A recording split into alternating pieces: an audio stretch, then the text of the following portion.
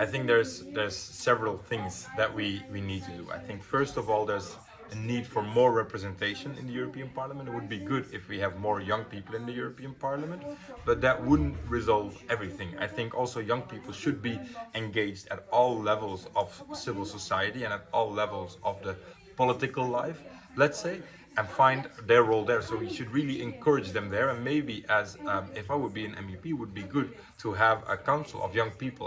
I'm very much into farming, of young farmers that can advise. That would be very interesting and good. We're already doing a lot in terms of climate change. We have the climate neutrality by 2050. There's the Fit for 55. There's a lot happening. What we need to do now is to make sure that we have policies that also grasp along the people on the streets in the regions. And to do that, we need to sit down with them and see what they need, what is possible there. Because if we're hampering now, if things are not going fine at this moment, it's mostly because we forgot to ask the local levels where their biggest constraints are, and to make sure we don't have gilets jaunes or farmers' protests again.